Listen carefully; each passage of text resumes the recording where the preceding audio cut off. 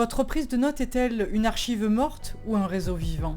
Le problème avec les prises de notes, c'est qu'on prend des notes, et puis on se retrouve avec plein de notes qu'on ne relit pas forcément. Mais il existe des méthodes et des outils pour faciliter la structuration. Comment rendre nos notes pérennes dans le temps? Comment faire en sorte que finalement nous concassions ces pavés de texte sous forme conceptuelle, et puis pourquoi pas plus tard brancher les concepts les uns avec les autres et ainsi structurer sa propre pensée et sa propre réflexion par le biais d'un second cerveau. Le second cerveau, c'est une extension cognitive de votre pensée. Et j'utilise hardiment Obsidian en tant que jardin digital. Et devinez avec quoi je le complète? Avec Insight Extractor. Et alors, quoi de nouveau dans cette version 1.3.3? Ouh là là, ça va envoyer sec. Alors, en petit amuse-bouche, on a l'amélioration de la console, mais on a une restructuration de l'interface. J'ai rajouté Deutsch en langue néerlandais. On a désormais la transcription qui est en plein écran ici, et les insights qui sont rangés en anglais, Key Points, Tutorial, et un nouveau onglet, Concept. À quoi sert le concept? J'ai créé pour vous cet outil qui va vous permettre de concasser vos notes en concept. C'est ce qu'on appelle les notes Titelkasten ou encore des notes evergreen. Titelkasten, ça signifie boîte de notes en allemand. C'est un système de gestion des connaissances et un outil personnel de pensée d'écriture conçu pour transformer la prise de notes en un véritable partenaire de réflexion. Il repose sur le principe d'atomicité, selon lequel chaque note, un Zettel, ne doit contenir qu'une seule idée, rédigée avec ses propres mots, créée par Niklas Luhmann. Et son approche repose sur l'utilisation de notes atomiques et de liens bidirectionnels pour favoriser l'émergence d'idées nouvelles. Cette méthode sert à construire un réseau de pensée interconnecté, capable de soutenir des travaux intellectuels d'envergure, plutôt qu'une simple connexion de notes classées par catégorie ou silo. Avec cette approche, on renverse le paradigme convenu. C'est-à-dire que d'ordinaire, quand vous classez vos dossiers, vous allez d'abord créer la structure, les dossiers, les sous-dossiers, etc. Vous allez rentrer de plus en plus dans les détails, et à la fin, vous avez vos notes.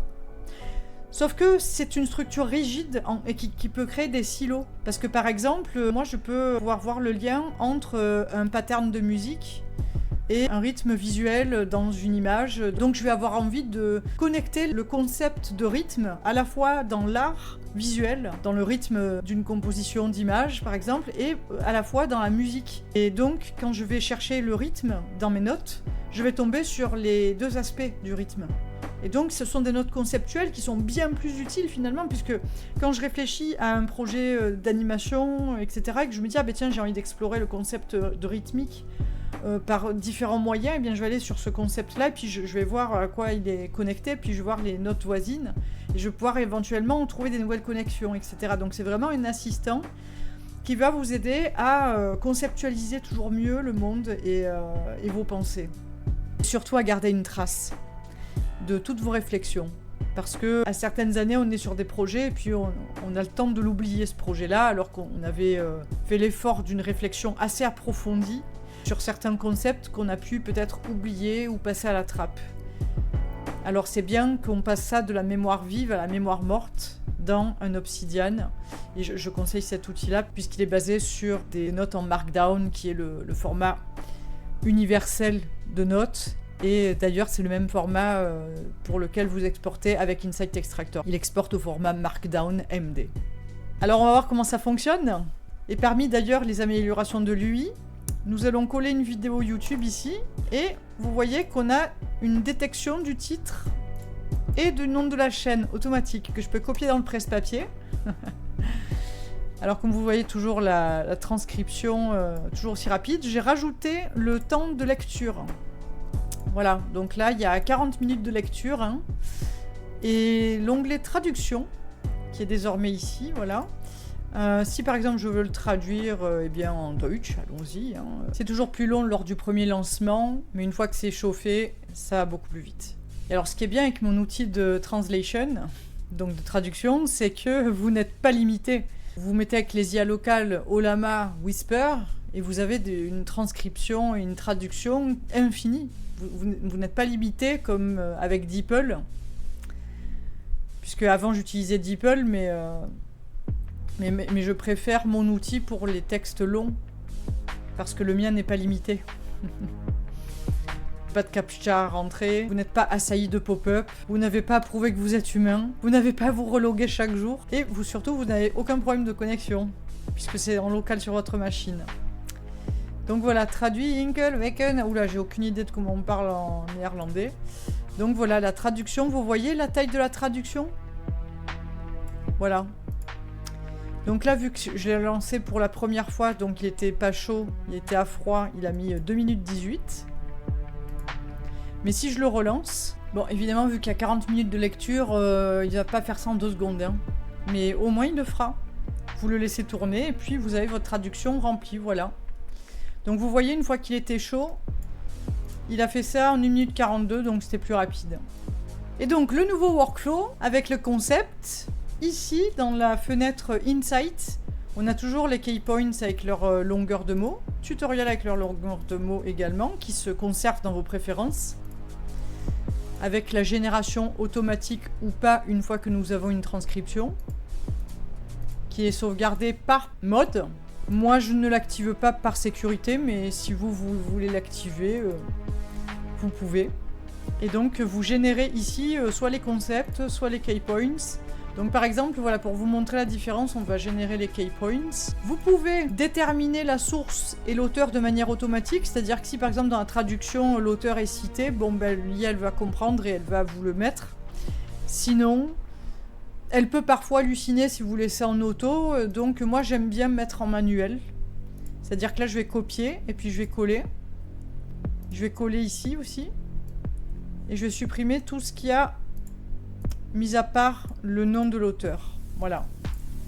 Donc là, j'ai le nom complet de la vidéo avec le nom de la chaîne. Et ça, ce sont des options pour déterminer si je veux insérer la date d'aujourd'hui pour mes notes, parce que c'est bien de dater les notes aussi. Si je veux insérer des tags, donc les tags, eux, sont générés automatiquement par l'IA.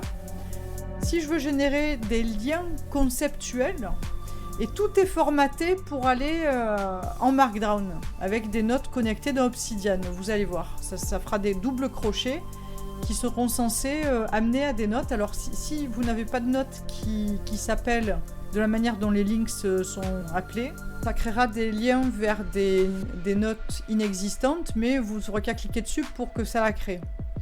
Et les mocks, donc c'est le Map of Contents. Vous voyez ici sur mes notes Obsidian, mock, je le trouve ici. Et donc voilà, c'est une carte de contenu. C'est un grand concept qui va pouvoir connecter plusieurs atomes conceptuels, mais ces atomes-là peuvent être connectés à plusieurs mocks. C'est pas un silo, c'est-à-dire que c'est une manière de ranger, voilà, d'organiser.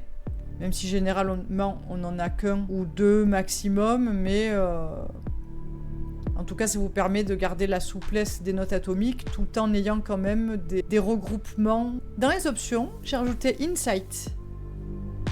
Et pour la partie concept sur laquelle nous sommes, je peux décider soit de créer des mocks de manière automatique. L'IA va nous proposer des maps of content appropriés. Ça, c'est si vous n'avez pas encore trop commencé votre Obsidian et que... Voilà, si vous n'avez pas encore commencé votre second cerveau, peut-être que ça vaut la peine de faire en auto. Moi, j'ai quand même beaucoup de mocks déjà. Et donc, je vais le désactiver. Maintenant, on va générer. On va voir ce que ça donne. Donc, les concepts, je ne les ai pas limités en nombre de mots pour pas que ça influence l'IA, pour qu'elle puisse vraiment découper par rapport au concept et pas par rapport à une durée. Sinon, elle pourrait potentiellement artificiellement rajouter ou en oublier, alors que c'est pas ça qu'on veut. Ah oui, donc là, comme vous pouvez le constater, j'ai oublié de décocher Same là parce que j'ai mis Deutsch. Donc si je veux, je peux mettre French ici. Mais sinon, je mets French ici et je clique Same et j'aurai la même langue entre les deux modes. Et d'ailleurs, votre onglet traduction, il peut très bien servir pour votre prise de notes si vous voulez garder du texte de côté, puis voilà, travailler ici sur cet onglet-là. Alors, qu'est-ce qu'il nous a donné? Donc, à partir de cette transcription qui fait à peu près 40 minutes de lecture, il nous a décortiqué 1, 2, 3... 4, 5, 6 concepts majeurs. Donc ça explique quel est ce type d'architecture. Alors comme vous pouvez le constater, ce qui est bien, c'est que quand vous avez vos propres mocks, comme moi, j'avais même des emojis. Alors bon, certains emojis peuvent ne pas fonctionner, mais moi j'en ai quand même pas mal, comme vous pouvez le constater. Tout cela, il fonctionne. Il va me lier automatiquement le mock informatique, par exemple ici. Et les liens, ce sont, on va dire, les mocks secondaires. C'est-à-dire que le mode Links, parfois, il a le droit de piocher dans vos mocks, mais il a aussi le droit de créer des nouveaux. Voilà, donc, mais si vous ne voulez pas Links, vous décochez et il ne vous en fera pas.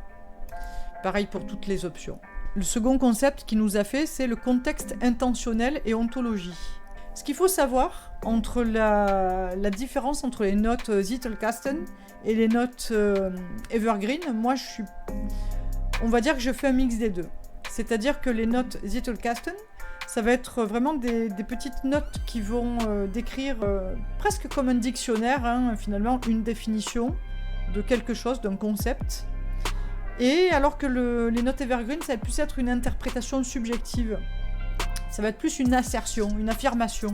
Je vais vous présenter quelques-uns de mes mocks. Biais de confirmation cognitive. Elle est connectée au précepteur, mais aussi à mon mock psychologie et neurosciences. Voilà, j'ai par exemple, je viens de coller ici un de mes journalings. Donc en fait, je m'enregistre avec le micro, avec Insight Extractor, pour créer mes journalings. Et ensuite, je les transcris. Et puis ensuite, la transcription, je la transforme en notes atomiques. C'est maintenant comme ça que je fais.